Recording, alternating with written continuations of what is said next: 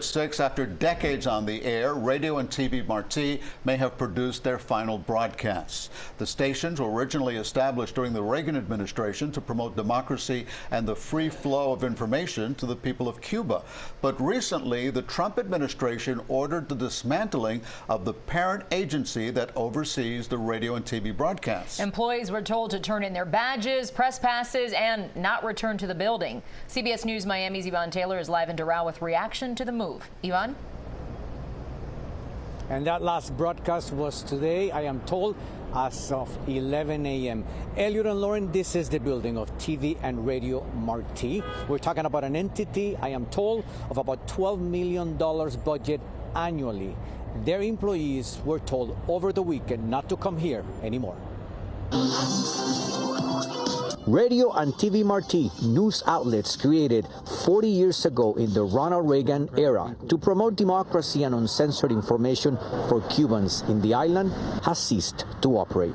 So I think a mistake has been made. Orlando Gutierrez is the president of the Directory of Cuban Resistance.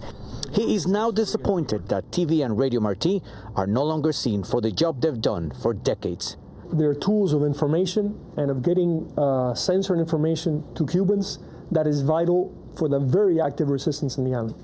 On Friday, President Trump instructed his administration to reduce the functions of the U.S. Global Media Agency, the parent entity of the Office of Cuba Broadcasting here in Doral. Cuba Broadcasting employees received an email saying, during the period that you are on administrative leave, you are not to enter USAGM premises. TV Marti was brought by the Cuban government. Andy Gomez is a professor of Cuban-American Studies at UM. Radio Marti was listened to in Cuba, but as the years passed, that declined. According to Gomez, the broadcast needed to be restructured and catered to a younger population. So is it justified, the decision by the federal government? The money has to follow the interests of the United States.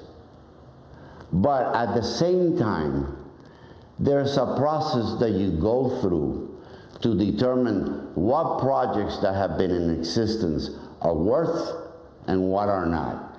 At this Cuban landmark in Little Havana, people's decisions were divided. A lot of things are changing, but they're not changing appropriately. I'm all in for people having to express their opinions and have their freedom of speech.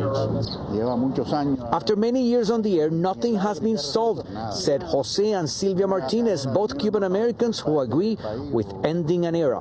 Gutierrez tells me this is a victory for the Cuban dictatorship. For the regime, the disappearance of Radio and TV Marti would be a boost.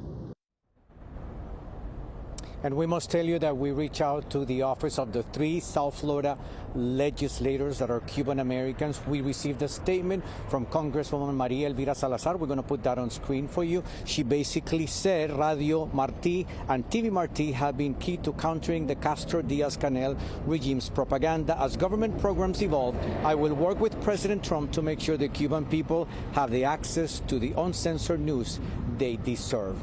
As far as the office of Congressman Carlos Jimenez, we were told he was not available for comment, and at this moment we continue waiting for response from the office of Congressman Mario Diaz-Balart. We're live in Doral.